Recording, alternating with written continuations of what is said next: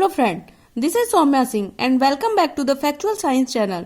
जैसा कि KVS PRT के लिए हम लगातार ईवीएस का रिवीजन कर रहे हैं, तो आइए आज देखते हैं डाइजेस्टिव एंजाइम के बारे में कि ये digestive enzyme inside of body कैसे वर्क करता है एंड आउटसाइड ऑफ बॉडी कैसे वर्क करता है। तो जैसे कुछ खाने की चीजें हैं, उसको हमारे पेट में पचने में कितना टाइम लगता है और पेट के बाहर पचने में कितना टाइम लगता है। तो सबसे पहले देखते हैं कच्चा दूध। देखिए यहाँ पे कच्चा दूध को पेट के अंदर डाइजेस्ट होने में 2 आवर्स 15 मिनट लगता है, जबकि अगर उसी डाइजेस्टिव जूस को हम एक बाहर ग्लास में रख दें तो उसके बाद वहां पे डाइजेस्ट होने में 4 आवर्स 45 मिनट्स लगते हैं। उबला हुआ दूध, इसको पचने में 2 आवर्स लगते हैं, जबकि वही बाहर देखा जाए तो 4 आवर्स 15 मिनट लगते हैं। पूरी तरह उबला अंडा 3 घंटे 30 मिनट में inside of stomach and outside of the glass 8 hours लगता है इसको। जो कम उबला अंडा होता है उसको 3 घंटे लगते हैं हमारे पेट में डाइजेस्ट होने में, और वही देखा जाए बाहर तो 6 घंटे 30 मिनट। कच्चा अंडा फेंटा हुआ जो होता है वो 2 घंटे हमारे पेट में डाइजेस्ट होता है और उसको बाहर देखा जाए तो 4 आवर्स 15 मिनट। और फिर है कच्चा अंडा। कच्चा अंडा पेट में 1 घंटे 30 मिनट में डाइजेस्ट होता है, जबकि बाहर उसको डाइजेस्ट होने में 4 घंटे का समय लगता है। आइए अब देखते हैं चिट्टी बाबू और चिन्ना बाबू ने क्या बनाया। तो इन्होंने बनाया मामिडी तांड्रा। चिट्टी बाबू और चिन्ना बाबू आंध्र प्रदेश के आत्रेयपुरम गांव में रहते हैं। छुट्टियों में उन्हें आम के बाग में खेलना बहुत पसंद है। जब पेड़ आम से लदे होते हैं, उन्हें कच्चे आम को काट कर नमक मिर्च लगाकर खाना बहुत पसंद है। तो फ्रेंड्स, यहाँ पे इम्पोर्टेंट पॉइंट क्या है कि जो चिट्टी बाबू और चिन्ना बाबू हैं वो आंध्र प्रदेश के आत्रेयपुरम गांव में रहते हैं। तो जो आत्रेयपुरम गांव है ये कहाँ पे है? आंध्र प्रदेश में। इस पूरे स्टोरी में क्या बनाया जा रहा है? मामिडी तांड्रा। जो मामिडी तांड्रा है उसको आम पापड़ भी कहते हैं और हमारे यहाँ उसको अमावट के नाम से जाना जाता है। तो इस पूरे स्टोरी में हमें यही बस इम्पोर्टेंट पॉइंट याद रखना है कि जो चिट्टी बाबू चिन्ना बाबू आंध्र प्रदेश के आत्रेयपुरम गांव में रहते हैं और वहां पे उन्होंने क्या बनाना सीखा है? मामिडी तांड्रा। मामिडी तांड्रा को आम पापड़ या अमावट भी कहते हैं। और ये जो मामिडी तांड्रा है, इसको बनाने के लिए किन किन चीजों की जरूरत होती है? तो चटाई, कैंजुरेना पेड़ के डंडे, नारियल से बनी रस्सी, गुड़ और चीनी खरीद कर लाए। तो फ्रेंड्स, ये रहा चिट्टी बाबू और चिन्ना बाबू का मामिडी तांड्रा की स्टोरी। आइए अब देखते हैं कि अचार को सेफ कैसे रखा जा सकता है या आम को पूरे साल चलाने के लिए उसको किस फॉर्म में रख सकते हैं। तो सीसीओ में अचार रखने से पहले सीसीओ को धूप में सुखाया जाता है। क्यों? अगर सीसी में थोड़ा भी पानी रह जाए तो क्या होगा? क्योंकि अगर थोड़ी भी नमी रह जाएगी तो क्या हो जाएगा? अचार खराब हो जाएगा। आम को पूरे साल चलाने के लिए उसका अचार, आम पापड़, चटनी, टॉफी, रस आदि कई चीजें बनाते हैं। कुछ और खाने की चीजों के नाम लिखो जिन्हें लंबे समय तक चलाने के लिए उनसे अलग अलग तरह की चीजें बनाई जा सकती हैं।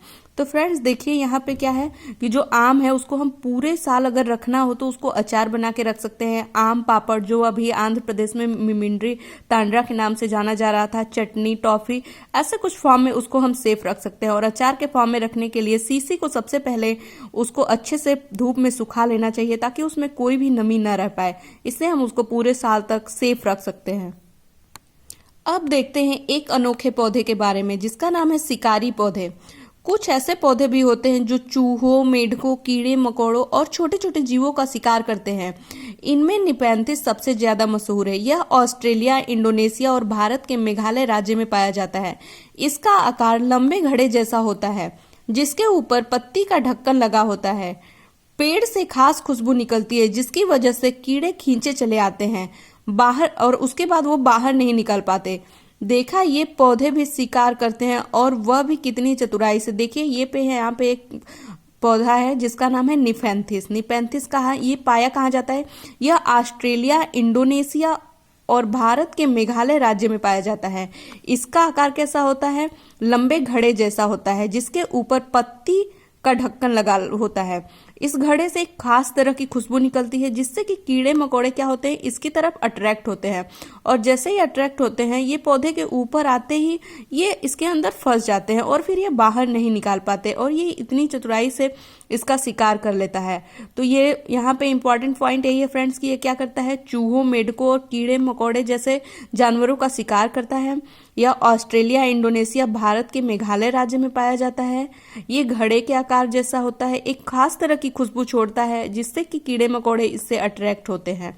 तो ये रहा शिकारी पौधे की कहानी। अब आइए देखते हैं वेलक्रो क्या है और स्विट्जरलैंड में इस वेलक्रो की आइडिया आया कहाँ से है। तो आपने देखा होगा हमारे यहाँ एक खास तरह का प्लांट पाया जाता है जिसको कि बचपन में हम खेलने के तरीके से यूज करते थे, किसी एक दूसरे के ऊपर फेंक देते थे और वो क्या होता था, पूरी तरह से चिपक जाता था। तो स्विट्जरलैंड में ये वेलक्रो का आइडिया आया कहाँ से, आइए देखते हैं। यह घटना 1948 की है। एक दिन जॉर्ज मेस्ट्रल अपने कुत्ते के साथ सैर से लौट रहे थे। उन्होंने पाया कि उन दोनों पर बीज चिपके हैं। इन बीज को अपने कपड़ों पर चिपका कर देखकर वे हैरान रह गए। झट माइक्रोस्कोप निकाला, बीजों को बारीकी से देखने लगे। बीजों में छोटे छोटे हुक थे। इनकी मदद से बीज कपड़ों के रेशों पर अटक आ रहे थे। यह देखकर मेस्ट्रल को आइडिया आया वेलक्रो बनाने का। वेलक्रो से दोनों सतह चिपक जाती है और खुलने पर चर चर की आवाज भी होती है। तुमने अपने बस्ते, कपड़े, जूते, पट्टे आदि को इसका इस्तेमाल करते हो देखा होगा न। मजेदार किस्सा प्रकृति से पेड़ला लेने की। तो देखिए ये एक ऐसा पौधा था जो हमारे यहाँ भी पाया जाता है, उसमें ऊपर एक हुक के जैसे निकला होता है। तो जब ये जो मेंस्ट्रल थे, इन्होंने जब ये अपने कुत्ते के साथ वॉक कर रहे थे तो वो इनके कपड़ों से चिपक गया। जब चिपक गया, इन्होंने माइक्रोस्कोप से देखा तो उसमें 2 बारीक हुक मिले इनको। फिर यहीं से इनको एक आइडिया आया। तो जो स्विट्जरलैंड में वेलक्रो का आइडिया इन्होंने एक प्लांट से पाया। तो फ्रेंड्स ये रहे वेलक्रो की स्टोरी। अब आइए आगे देखते हैं। अब देखते हैं बूंद बूंद दरिया दरिया। बात पुरानी है, यह 650 साल पुरानी घड़सी सर यानी तालाब। इसे जैसलमेर के राजा घड़सी ने लोगों के साथ मिलकर बनवाया था। इसके दोनों तरफ पक्के घाट, सजे हुए बरामदे, कमरे, बड़े हॉल और न जाने क्या क्या था। यहाँ लोग मिलते जुलते थे, जलसे होते थे और गाने बजाने का प्रोग्राम भी था। इसके घाट पर बनाए गए स्कूल में आसपास के बच्चे पढ़ने जाते थे। इस बात का ध्यान रखते थे कि तालाब गंदा न हो और सफाई का भी ध्यान दिया जाए। मीलों तक फैले इस घड़सी सर में बारिश का पानी इकट्ठा होता था। तो फ्रेंड्स यहाँ पे बस इंपॉर्टेंट पॉइंट हमें ये देखना है कि जो घड़सी सर है, इसमें सर का मतलब होता है तालाब, और ये कहाँ पाया जाता है, जैसलमेर के राजा घड़सी ने लोगों के साथ इसको मिलकर बनवाया था। मतलब ये जैसलमेर राजस्थान में पाया जाता है और यहाँ पे पानियां क्या होती हैं, इकट्ठे, बारिश की पानी भी इसमें इकट्ठा किए जाते हैं। तो इसमें बस इतना ही इंपॉर्टेंट पॉइंट है। आइए अब देखते हैं एक दड़की माई की कहानी। ये कौन है, कहाँ पे रहती हैं? तो राजस्थान के अलवर जिले के एक गांव में रहती हैं। इस गांव की औरतों का पूरा समय घर के कामों, जानवरों की देखभाल में चला जाता था। कभी कभी तो जानवरों के लिए कुओं से पानी खींचने में पूरी रात लग जाती थी। जब गर्मियों में कुएं भी सूख जाते थे तो गांव छोड़ना पड़ता था।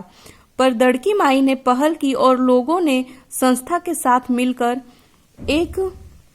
एक तालाब बना लिया। जानवरों के चारे पानी की परेशानी कम हुई और ज्यादा दूध मिलने लगा। लोगों की कमाई भी बढ़ी। वे लोग अब दूध का मावा बनाकर भी बेचते हैं। तो यहाँ पे बस इंपॉर्टेंट पॉइंट यही है कि ये जो दड़की माई है, ये राजस्थान के अलवर जिले में की रहने वाली एक औरत है। इनकी पहल से ही एक संस्था से जुड़ के इन्होंने वहां पे तालाब बनाया, जिससे कि पानी की समस्या वहां पे समाप्त हो गई।